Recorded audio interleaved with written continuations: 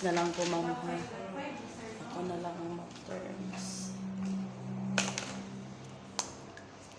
So, wala pa magkagikuanan, ma'am ba? Gi-explainan na ito, ma'am ba, sa kuan. So, ang parasat, ma'am, is natay terms and condition. So, una na ito nga terms, ma'am.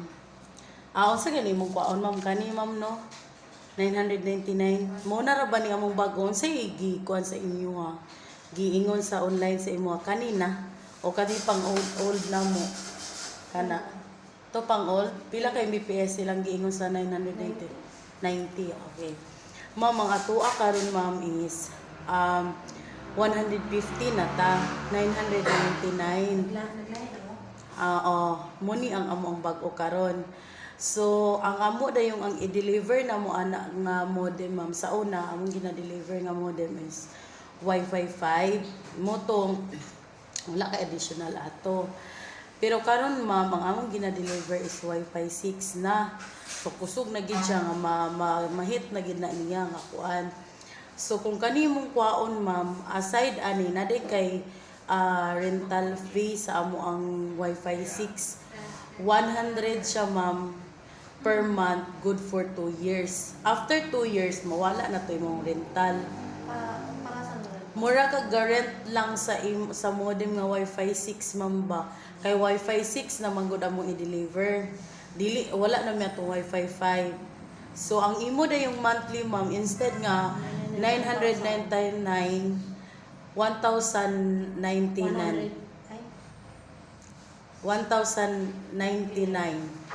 100 raman siya. So 1,099 imuhang monthly sulod sa imong kontrata nga 2 years. So every month po babayaran na ng Every month appeal ni siya sa imong bill. So if ever magbayad ko May 5, 1,000 na nangyayin ko na makumbayad. Sa May, yeah. Karong kuan, karong April. Ay, sa first pay kay less. Tapos sa second pay. Sa April, May 5 man to, di ba? 700 plus na gyapon kay gamay ra may nadugang. Pagkakato na din full amount na mo June nga for the month of May mo na din tong 1,099. So okay lang. Sige. Dayon ang atong terms, ma'am, ang atong due date, ma'am, is every 5. So mo to kung giingon sa imo gamit tadaan ay tabayad. For example, kato kung giingon sa imo nga si April gamiton sa nimo siya, bayaran din nimo siya May 5, pero ang imong gibayaran anak kutubra sa last day of the month, which is April 30 ra, May 31 anak ra gyud, pero ang iyang due date anak the next month 5. Discounted ang natay discount, ma'am, si April, ma'am, dili naging kaka-discount ni April kay wala mo ka nasugod sa first day of the month. So si May, ma'am, nga to sa June 5, pwede maka-discount ka ni if ever, di ba, kay si May, kay ang due date nga is June 5 man. Pero mo bayad ka May 25 pa lang, from May 1 to May 25, di ako tob sa 25, maka-discount ka 5%. Si 199, ma'am, maka-less ka mga 50 pesos or 49 pesos. Sa kani, ma'am. Kada bulan na siya, mama, if ever mo bayad ka, instead nga next month ka mo bayad na kaanak nga bulan, 25 ang last day. Pagka 26, dili na ka maka-avail, anak. Pang April 25? For example, ma'am, si April, dili naman kaka-discount, anak, kaya walang siya na full month. So, si May, ma'am, Asa May 25? yeah, mo bayad ka May 25, June. Kuan, ma'am, imong May. 750? Dili, ma'am. Si April. Second pay. Di ba kay si April, di makaka-discount. Dapat si May man na sa 25, no? Si May is June 25. Pero si May, kung imong bayaran siya sa May 25, discounted ka. Instead nga, 1,000 imong kuan, katong 100, di ka ka-discount ato. Pero katong imong 999, maka-discount ka ni 49 pesos. So, nasa mga 1,049 siguro yung anak. Discounted siya. So grace period. Ang atong grace period, ma'am, is 10 Pero days. ito ako Gcash bayad. Yes, ma'am. Less lang nimo siya daan diretso. Na ang atong grace period, ma'am, di ba? Akong ingon sa inyo is atong due date is 5. Natay 10 days nga grace period. Pag abot sa 15, ma'am, pwede pa ka ng 6, 7, 8, 9, 5 no sa 15. Pag abot sa 16, ma'am, putol na yun. Oh. Muna. Kaya di ba, mag-pay. Di na ka pwede mag-pay na untok 5. Oh, Ano, dapat 30, 31 weeks. dili, ma'am. Pero 5. Okay ra 5. Nga na pag kay grace period, pwede ka 6, 7, 8 pa ingon sa 15. Wala gid kay kuan na ma'am. Dili mo usab imong bill mo ra gid na siya. Pero sa third pay na lang. Kaya Sa- sa second pay, hindi mo ma-achieve ang 25. Dili. Kanang 25 ma'am, every month gina siya natay discount. Every month gina siya. Si May kay June 5 dapat May 25. Si June, July 5 dapat June 25. Si July, August 5 dapat July 25. Ano lang ako na pwede bayaran? Kung gusto ka discount, 25 ma'am. So dapat untok 25 ko. Yes ma'am. Mura siyang advance og 5 days something nga na siya. So okay na ma'am. Deactivation. Ang kanang every 15 muna siya ma'am kato akong sa ingon sa imong ating putol namo.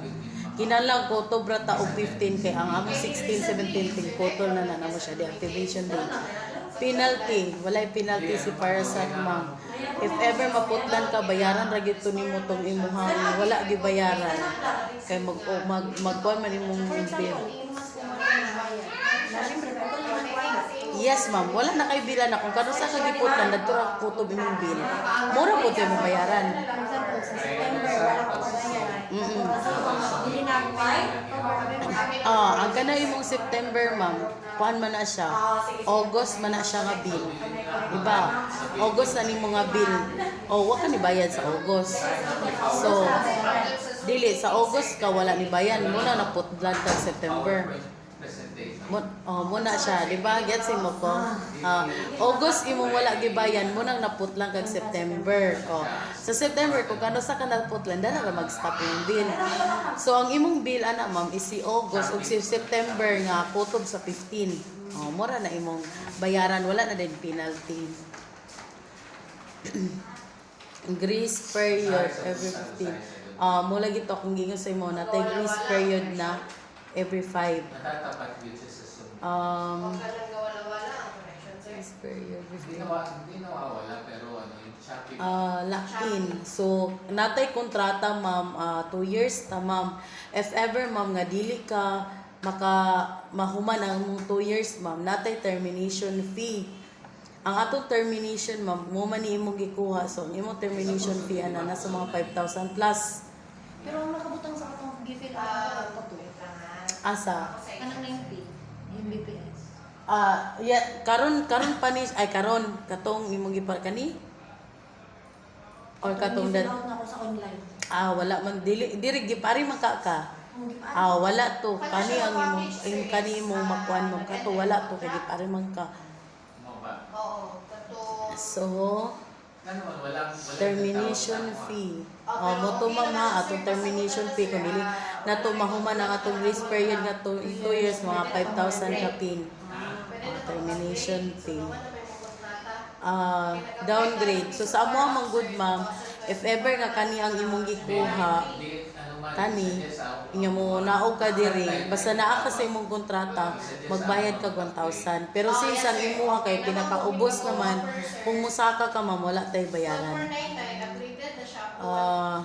HD ma'am kami ma'am naagid mi free nga cable channels sa amo ang Parasat nga pero sa karon ma'am is ang among free is wala pa gid siya kay wala mi available box. Pero nagnaman ako Ha? atong sa online nagnaman.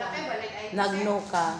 So dili ka magpakuan, dili ka magpa cable box forever or Forever or Ay, mo ko siya pay. Ang Mo router, ko. the same lang. yes ma'am. Yes, sir. Pero kung... Na siya pay nga 1,000 one time. Pero kung dili sa kamukuan karon kay magpaabot gid ka sa mong free, pwede ra. Pwede ra. Kay kung mono manggod ka mga forever dili na ka ipapilap ka na mo og kuan. Pero kung magpaabot ra kag kano sa katangan, sige. Anak tong akong uyab sa akong Then kuya. after Free na rin 24 months. Ayan na din siya Oo. fix na... Free gid ma'am katong sa una gid namo, pero karon magud wala pa mi available sa mong free. So kung gusto gid ka mo tan-aw gid kag salida nato 1,000. Sige. Reconnection fee. If ever gani ma'am nga maputlan ka unya dili nimo mabalik after 3 months. Ano ni kay 1,000 na active pan. Nya kung 1 year 1,500 na gid ang bayaran mo ra kag back to zero ka. Moto reactivation fee. Moto akong giingon sa ako ma'am kung naputlan ka og 3 months 1,000 pero kung isa na ka tuig 1,500. Hindi, ilisa na Unsa man ni fall out. router. Okay, pag maputlan ka ma'am, kinahanglan gyud tanan mga devices nga gi-deliver ni para sa imuha. Imo gina siya gi-turn over. Kay if ever nga dili na nimo siya ma-turn over ma'am, bayra na nimo ma'am mo ni iyahang mga amounts kung unsa magaling ang dili nimo Ano mahatag. sa day ginatag sa parang sa pareban. Decoder, decoder, wala man kay decoder, modem, mga power supply, ngana. Imo gina siya i-surrender kung di munda nga kay parang dili ma'am i-surrender. I-surrender gini mo diri. Kung unsa gi-deliver ni para sa imo nga enigma na naka-internet, mura po na imong iuli diri. So, drop line. So sa ato ma'am, natay 200 nga free nga wire. Gikan sa poste, gikan sa NAP source, paingon sa inyong balay. If ever ma'am nga mo lagpas mo 200, natay 10 pesos per meter. So, 150 man. 150. Anak tong nag-survey 150. Okay, so wala ra to. So mo to ma'am, natay installation fee karon nga 1,500. 6G na siya. This is tenants. So ayaw na ng tenants ma'am kay dili magka-renter. So okay ra ma'am, nakay pangutana. Sa configuration, kaya sa mo Okay na. So mo to ma'am ha, ang instead nga 999, 1,099. Kung magbayad kung May 25, Mas maayo, sir. 5G mo. 1,014 bisag mo 1,050 ana. O hinana ra ka. Pero ideally ma'am, kay naamang kay 100. Baling-baling siya. Magbalik-balik siya, sir. So naman kay 100. So instead nga 1,900 ay 1,099.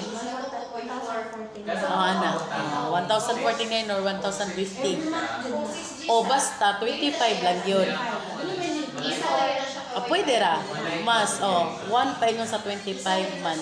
Pero kung Gcash, gani ka, mas better kay naka sa mga 20, 22, kay 3 days pa mo posting, ana. Pero kanin imong May, ang imong April, diri lang sa mama. Karong April para mangutana lang pa din ka, follow up ka nga, ma'am, para makarebits ko ka ng May, ma'am. Unsa ko nga kuan, follow up lang na nimo para makuhan ka. Okay na, mamalaki pangutana.